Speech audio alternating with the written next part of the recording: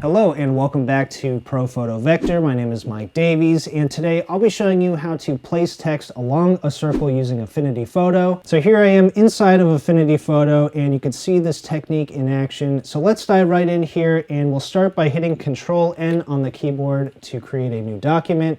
I'll just go with the default settings here and click Create.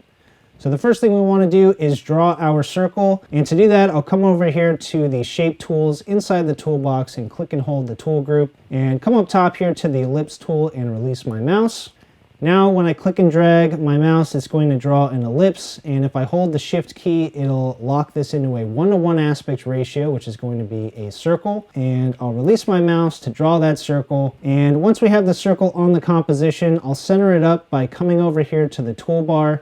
You'll see the alignment icon here, so I'll click on that, and under align horizontally, I'll center align this, and align vertically, I will also center align that, and click apply. So next I can come over here to my text tool group, and you'll see we have two text tools in here. I'll go with the artistic text tool and release my mouse. And my mouse pointer will change to a T with a curve underneath it whenever I'm hovered over the outline of the circle. So I'll just click on the circle once we see that icon or that mouse pointer. And don't worry about whether it's on the inner part of the circle or the outer part of the circle, because it is super easy to change, and we'll get into that momentarily. But now I'll type my text, so I'm just going to type with the caps lock key on, put text on a circle. And you'll see two shapes here. You'll see the green triangle right here, and then over towards the bottom, in my case, you'll see the red triangle.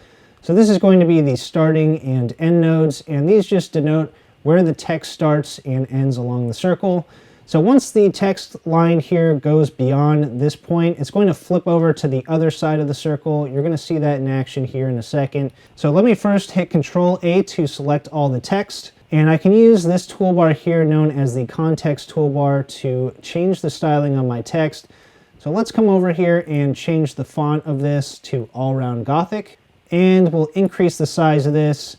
And you'll see if I go to 144, this is gonna basically make the text too large, so the word circle can't fit inside the endpoint here.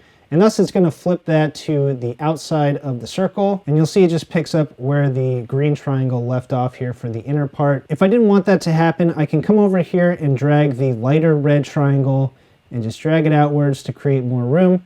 And there you'll see, and there's some snapping going on there, but there you'll see that the text now fits inside this entire inner part here. And something else I can do with the styling of the text is come over here to the justify options and just align this to the center. And what that'll do is align the text inside of these handles. So let's say I didn't want this text to be on the inside of the circle. I can flip it to the outside simply by coming over here and hitting this little reverse text path icon. And that will place the text along the outer portion of the circle. I can also get the text off of the actual circle by coming over here to baseline. And if I decrease the value, it'll push it outwards, in this case, since the text is on the outside. Or if I increase this value, you'll see it's going to dip it below that circle line. So those are some cool things you can do to play around with the positioning of the text. So some of you may not like the position of the text. You can change it by coming over to one of the handles. If you hold the shift key and drag the handle, it'll actually drag both handles simultaneously, and it'll drag the text there, and you'll see snapping is turned on, so it's just going to snap at various points here on your composition. And I can release my mouse there. What you can also do is click and drag a guide from the top here and just place it and try to align this to the guide. So if I hold shift and just eyeball the guide, we can get this nice and centered up, and I can release. If I hold the control shortcut key and click and drag the handle, you'll see that both of these are going to drag symmetrically. So if I drag it downwards, they'll both drag downwards at the same rate there along the same position on the circle. And if I drag it upwards, it'll do the same thing. So they both just kind of drag together, or as Affinity Photo puts it, they drag symmetrically. And I'll just release my mouse there. If I hold the Alt key, that's going to drag just one of the handles, but it's going to also turn off snapping. So it's not going to snap to anything on your composition. I'll release my mouse. If I just drag this without holding anything, it'll drag one handle at a time and snapping will be turned on.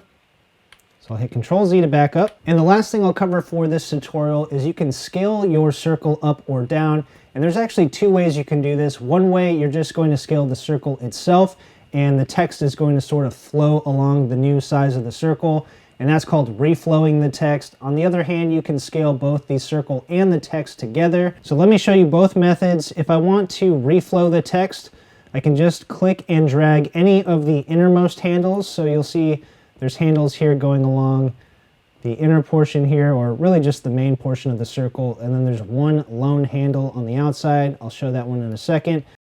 But if I come over here and click and drag this, and I'm holding the Shift key while doing this, you'll see the text is going to stay the same size, but it's going to reflow along the outline there of the circle. And of course, I can just drag one side in if I want to squish it. And if I wanted to, I can expand this, hold Shift, drag it around like so, and once again resize this. So on the other hand, if I want to scale everything together, all I have to do is click and drag this little handle. So if I do that, you'll see everything scales together. It's going to keep the same aspect ratio by default, and if I hold Shift, it'll undo it. So let go of Shift, and it'll scale it all symmetrically. So let me hit Control Z to back up. And of course, you can rotate this. So if I hover my mouse along the outside handles, I can rotate this, and therefore I can place the text really anywhere that I want. All right, that's it for this tutorial. Hopefully you liked it. If you did, don't forget to like this video, subscribe to my channel, and click the bell icon to be notified each time I have a brand new tutorial. You can also check out my website at profotavector.com. But thanks for watching, and I'll see you next time.